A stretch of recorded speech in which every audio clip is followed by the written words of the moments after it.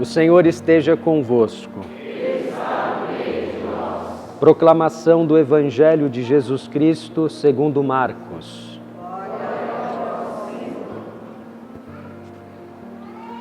Naquele dia, ao cair da tarde, Jesus disse a seus discípulos: Vamos para outra margem. Eles despediram a multidão e levaram Jesus consigo, assim como estava na barca. Havia ainda outras barcas com ele.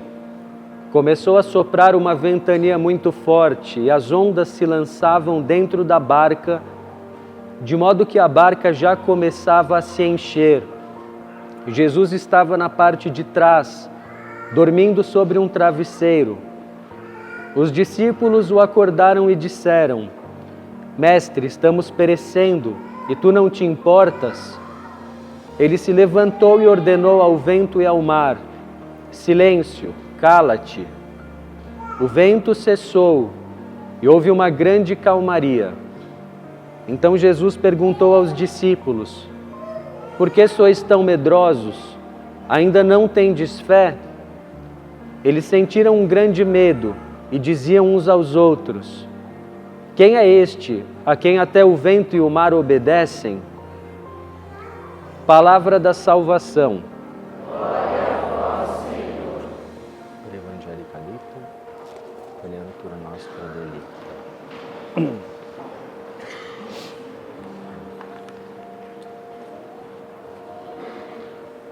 Louvado seja nosso Senhor Jesus Cristo. Para sempre seja louvado. Um bom dia a todos. Para nós entendermos o sentido desse milagre que Jesus realizou, acalmando a tempestade, as ondas e o vento, convém levar em conta um pouco como é que os israelitas, na época de Jesus e antes de Cristo, e não somente os israelitas, mas também diversos povos da região de Israel, enxergavam o mar e as águas. Então, em primeiro lugar, Jesus realiza esse milagre de acalmar a tempestade, não é exatamente em um mar, é no lago de Genezaré, que fica ali na Galileia, ou Lago da Galileia, que é um lago muito grande, amplo, e que quando venta forma ondas que se assemelham ao mar.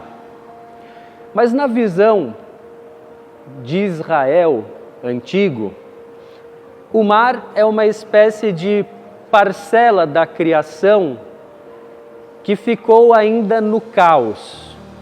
Segundo o Salmo 23, o Senhor criou a terra e afundou, colocou os seus fundamentos sobre as águas. Quando nós ouvimos o livro do Gênesis, o relato da criação, se diz que quando a terra ainda era informe e havia uma espécie de mar caótico, o Espírito de Deus pairava sobre as águas. De tal modo que o mar é visto como um lugar fora do controle do homem, o lugar onde, segundo inclusive o Salmo, habitam os monstros do Leviatã. E em diversas passagens da Escritura, na história da salvação, o grande obstáculo que havia para a salvação do povo de Deus era o mar. Por exemplo, a saída do Egito. Na saída do Egito, foi necessário que Deus interviesse para, milagrosamente, abrir o Mar Vermelho, que impedia aquele povo de sair da escravidão.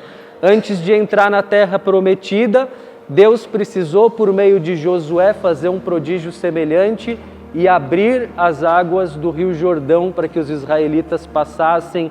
Ou pensemos, por exemplo, no profeta Jonas, que foi lançado no mar como uma espécie de bode expiatório na viagem que fazia para Tarsis e acabou sendo resgatado milagrosamente por Deus, para dizer que quando Jesus, com o simples poder da sua palavra, disse às ondas: silêncio, cala-te, e se fez uma calmaria, Jesus manifestou para aqueles israelitas que estavam na barca que o poder da sua palavra é o poder da palavra de Deus, é a Ele que pertence a terra e o que ela contém. Mas como Jesus é Deus, tudo aquilo que Ele faz para além do seu significado mais imediato, possui também um sentido instrutivo para nós. E as ações de Cristo, os milagres de Cristo, que Ele realmente realizou, possuem, para além do propósito de suscitar em nós a fé, possuem um sentido simbólico.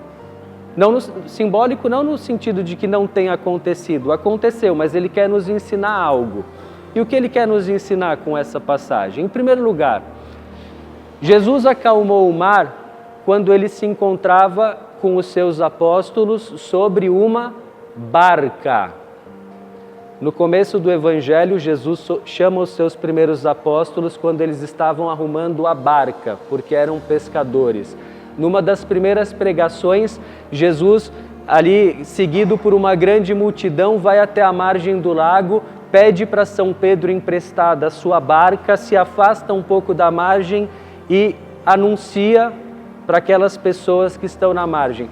E dessa maneira, a barca se torna já um anúncio do que vai ser a Igreja de Cristo. Essa barca de Pedro, na qual estão os apóstolos e dentro da qual está Jesus, ela é um anúncio do que vai ser a Igreja de Cristo, que muitas vezes na iconografia cristã é representada como uma barca. A Igreja é semelhante à Arca de Noé. Quando o mundo, devastado pelo pecado, foi assolado pelo dilúvio que pôs fim praticamente à criação de Deus, somente se salvaram aqueles que estavam na arca de Noé. Da mesma forma, no meio dos erros, dos pecados, das confusões e tribulações do mundo, somente serão salvos aqueles que estiverem na barca, que é a Igreja de Cristo. E dessa forma, a travessia que Jesus faz, vamos passar para outra margem, começa assim o Evangelho, vamos para outra margem. De algum modo, indica, anuncia a travessia que a Igreja faz para outra margem, isso é, ao longo da história. Uma travessia em um mar muito tempestuoso, em um mar realmente adverso, com ventos que assustam, e desde a sua fundação e até o fim dos tempos, a Igreja vai passar por tribulações. Jesus disse, no mundo tereis tribulações, mas coragem, venci o mundo. Que tipo de tribulações?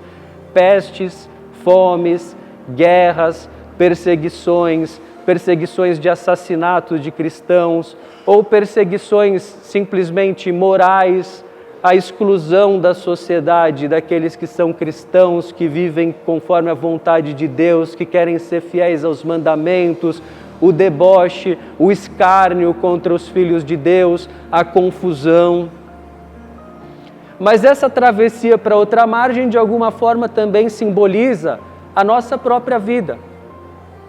E embora em algumas épocas a nossa vida transcorra como em um lago sereno, tranquilo, de vento em polpa, com um bom clima, a verdade é que cedo ou tarde a nossa vida vai parecer uma tempestade, nós vamos ser investidos por ventos, por ondas, nós vamos arriscar, como São Paulo adverte para não acontecer, vamos arriscar ser batidos de um lado para o outro, confusos pelos falsos ventos de doutrina, confusos pelas ideologias da moda, confusos pelos comportamentos da moda, confusos por aquilo que todo mundo faz, mas que nunca deveria passar pela mente, pela cabeça e pela boca e pelo comportamento de um cristão.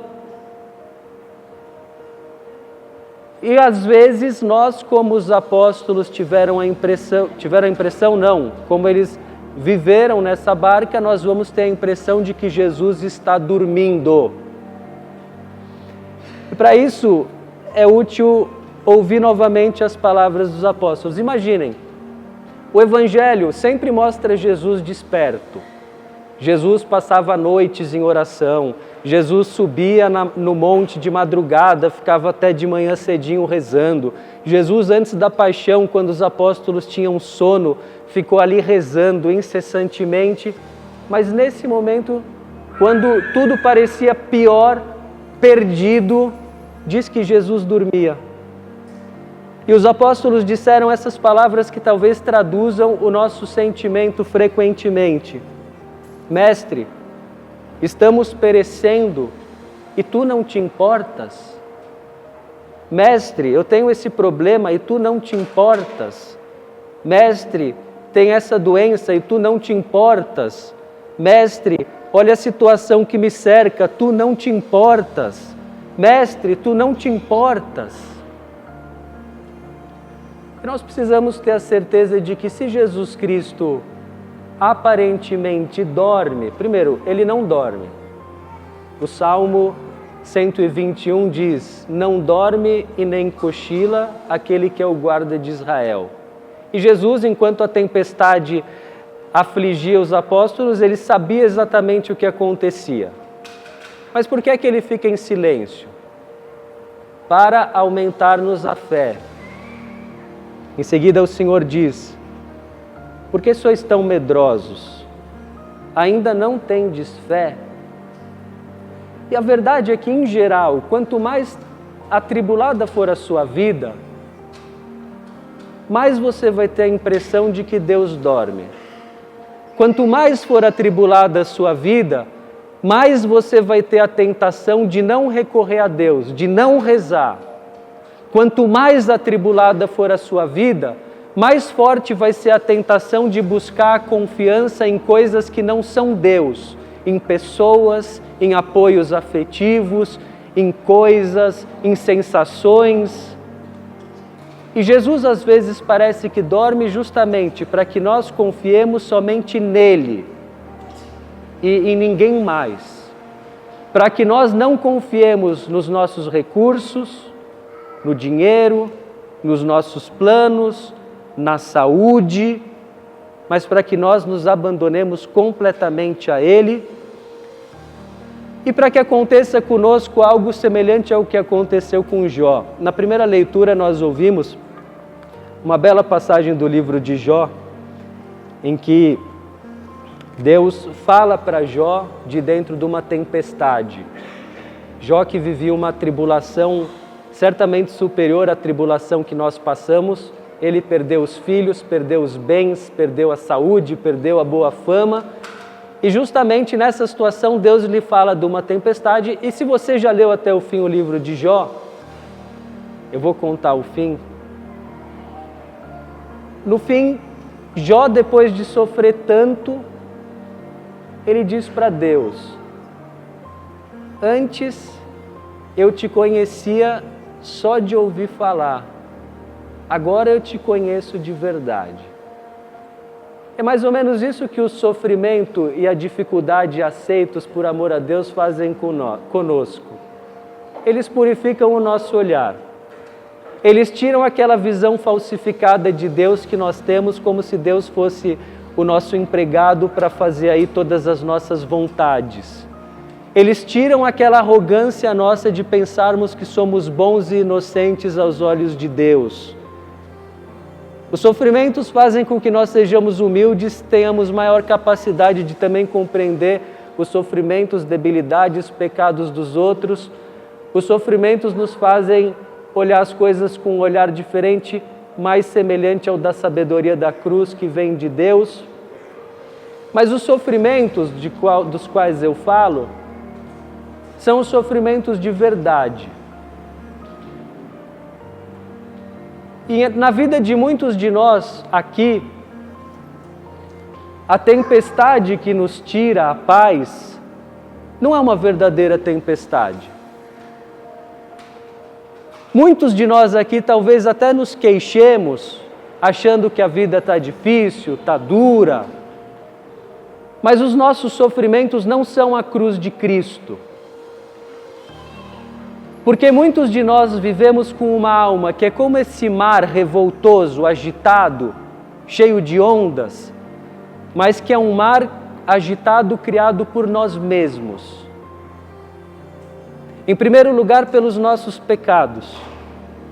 Porque um dos efeitos do pecado é trazer a ansiedade e a agitação para a alma. A partir do momento em que você se apegar do modo errado a uma coisa, ao dinheiro, à droga, à bebida, a uma pessoa, a sua alma vai começar a virar um mar revoltoso e você vai passar por muito sofrimento, que vai exigir muita purificação.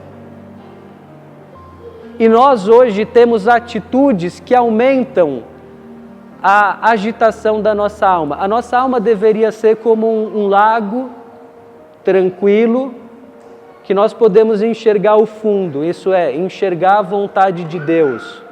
Mas a nossa alma frequentemente é uma água agitada, às vezes, não sempre, por culpa nossa. Por quê?